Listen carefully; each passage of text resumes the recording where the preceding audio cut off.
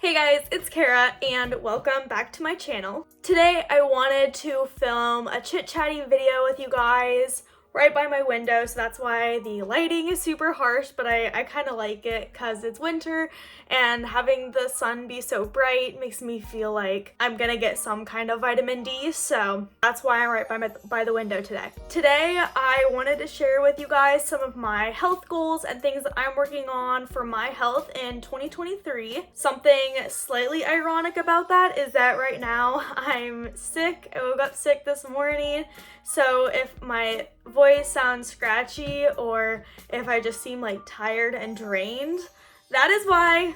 Please bear with me in that. I did find it a little ironic that the day I planned to film my Get Healthy With Me video is also the day I woke up sick, but sometimes that's just how life goes. Actually, on that note, you'll notice that my goals are pretty broad. And, you know, especially like I'm in the business department at my school, I'm studying business management, so we're always talking about SMART goals and making sure that our goals have time frames and they're super specific and that we have like every step planned out as to how we're gonna meet our goals. And that's great for like 98% of goals, but for me, for my health goals, I purposely try to make them pretty broad and fold them more into my lifestyle, make them more like lifestyle goals, because I just noticed that the common ways that we measure health goals can often distract us from the actual like purpose of those goals, which is to have a healthier lifestyle and to be healthier. And when we're always worried about our weight or our calories or our, you know, numbers in whatever sense that looks like for us with our health goals, it doesn't provide room for flexibility for different seasons of life, for whatever you're going through. And I feel like that just attaches more guilt to when we don't meet those goals. And it's just unrealistic to meet those goals every single day. So you'll notice that for my goals, they're very broad, they're more lifestyle oriented. And that's my goal. There we go, that is a goal. But yeah, one of my goals is just to like have these healthy practices become like habits, right? For example, I eat a lot of vegetables. I don't force myself to eat vegetables because I'm in the habit of eating vegetables and I know what I like that has vegetables in it. So it's not hard for me to eat vegetables because when I go to the store, I naturally buy vegetables. I naturally eat them and fold them into my meals and I really enjoy them, but that doesn't mean that I eat vegetables every single day, and it doesn't mean that I eat vegetables that I don't like very much. So that's just a practical example of how that could be a health goal. I need to eat vegetables every single day, but the truth is there are days where I eat more vegetables than other days, and it all balances out and it's a habit and I don't have to spend mental energy on that.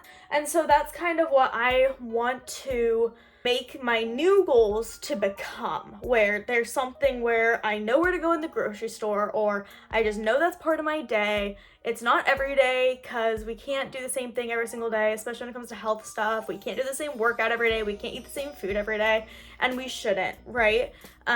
We need variety in what we're doing, and so that's why I wanted to give that disclaimer and kind of show why I choose to have broad goals. If you guys would like to see a part 2 to this video at some point where I could share kind of like how my goals are going and the process of those goals, what I'm actually doing to hold myself accountable and to like make sure that these are things I'm actually enforcing throughout my week, let me know. I'd love to film that, especially later on once I've been working on them for a little while. I think that'd be beneficial to me to hold me accountable, but if that'd be beneficial to you guys too, let me know. I'd love to hear about it. Okay, so starting off, my first goal is to continue working on healing and balancing my hormones. So over the summer, we found out that my hormones were imbalanced and that I was pretty low in some hormones, and that was really affecting my sleep. I ended up getting 5 stress fractures that probably did have something to do with that. And there were just like a bunch of other things where my hormones clearly were not at their most optimal levels.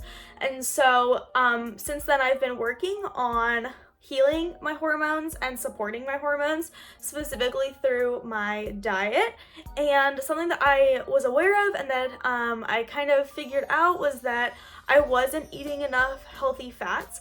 And so something I've been working on is getting more healthy fats in. As a distance runner, I'm so used to hearing, protein, carbs, and I just was eating more protein and carbs, and I wasn't eating that many fats, but it ended up really hurting my hormones. And so that's something that I've been working on, and I've already noticed a huge change in the way I feel, and so that's really exciting and something I want to continue working on into 2023. Going along with that, I do want to learn more about other ways to support my hormones and how I can continue growing in that area. I think starting off with just making sure that I'm getting enough macronutrients of every kind is extremely important and a great way to start, but I also want to dig a little deeper, learn more about it, and continue that education process where I'm learning more about my hormones and what I can do to support them in the best way possible.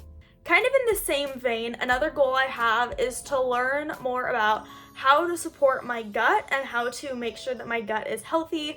I have been folding in more like kombucha and fermented things to help my gut, and I do notice a difference with probiotics, things like that.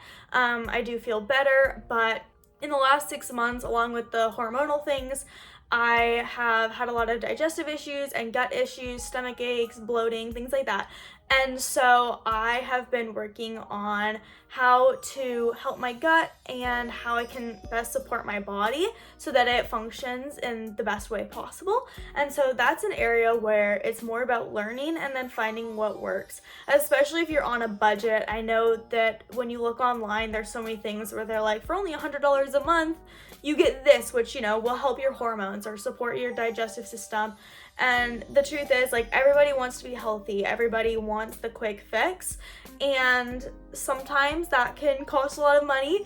Or if you just buy everything, the first thing that you see, you can be all of a sudden spending a ton of money on things that might not be necessary. And so also just like finding natural ways through diet and exercise and stuff to help my gut, to help my hormones, things like that. And just always being open to learning and seeking out new ways to do that. My third goal is to go for more walks, and I feel like if anybody in like business or that's really into like achieving goals hears that, they'd probably be like, oh my gosh, that's the worst goal ever, because there's no time frame on it. There's no like this is how many walks I'm gonna go on, right? But I feel like that's like the reason why I made it that way is because I want it to be flexible. And one way I do hold myself accountable is that I write out a certain amount of walks that I want to take at the beginning of each week for that upcoming week. So I'll usually say, okay, I want to go on 5 walks this week, and I make little check boxes, and then I check them off throughout the week, or 4 walks or 3 walks or whatever. But right now in my life, I have to be patient with myself and take it week by week because, like I said, I'm still coming off of 5 stress fractures in my foot. And so it's just not realistic or healthy for me right now to be going on, a walk every day, every single week. There's going to be some weeks where that's totally fine, and then other weeks where when my foot is hurting and I'm just trying to get back into running, it probably wouldn't be beneficial for me to go for a walk. It'd be more beneficial for me to go for a bike ride or something else. So I love walking. A year ago, I was going on like 2 or 3 walks every single day. It's such a stress reliever for me and such a relaxing thing to do. I love the fresh air. I just feel healthier and better all around when I'm walking often. But I am aware that right now in my life, I can't say I need to go on 2 walks a day. It's unrealistic for me, so I'm just working on making a goal every week about how many walks I'm going to take that week, and then check it off as it goes and reassess every week what would be the healthiest for that upcoming week. So another thing I'm doing in this season of my life is really focusing on strength training in both the big and the small ways. And that's because I usually focus on my running, but like I said, with my stress fractures, it's been harder to just run as many miles as I want, and I have to really tone it back with how much I run. I do get to strength train a lot, and I know that strength training will help me to feel stronger and faster when I can run as much as I'd like to. And so I've been focusing on lifting, but also focusing on specific sections of my body, which will especially help with running, even like my foot, strengthening that so that it's ready to go when I'm getting back into full training. And so that's something I've been working on. That's something that I've been working on for quite a while now that I want to continue in 2023, and where I've already noticed a lot of improvement. So that's really exciting. Sometimes you need to like put a few goals down that you've already started on so that you have that motivation and you already know that you've seen results and that you can keep doing it, and it's gonna just continue to improve from here. And then the last goal that I wrote down for myself is to add more protein in throughout my day. I do a pretty good job at getting protein in each meal and making sure I'm getting at least 20 grams of protein in for every meal that I eat. But I've been struggling to find good protein-rich snacks. And so if you guys have any protein-rich snack ideas or just snacks that you like that are quick and easy but also very high in protein, I would love to hear about it. I am so used to just snacking on like fruit and granola bars and things that just don't have that much protein in them. So if you guys have any go-tos, let me know. I'd love to hear about it because that's something that I am working on. There's definitely other things I'm working on, especially with like the mental side of health, and just like where my mindset is at, journaling, reading my Bible, things like that. So if you guys want to hear more about that side of my health goals and just like holistically becoming a healthier person and a healthier version of myself, let me know down below. I'd love to hear if that's something that you would be interested in. Also, let me know if you want to see videos about how the process of these goals is going for me. I love making health-related videos, so if there are any specific videos that you want to see from me, make sure to comment down below and let me know. And also, let me know what your goals are for 2023, whether they are specifically health-related or whether they're just about how to become a healthier version of yourself. Whatever your goals are for this year, let me know. I'd love to hear about it, and we can encourage each other in the comment section down below. I hope you guys enjoyed this video, and I hope that it inspired you to continue on with your goals as we're getting into late January and early February. I hope that your goals are going well so far and that you are noticing improvement and that you are also finding time to rest, as life just always has its demands and it's really crazy. And I will see you guys in the next video. Bye!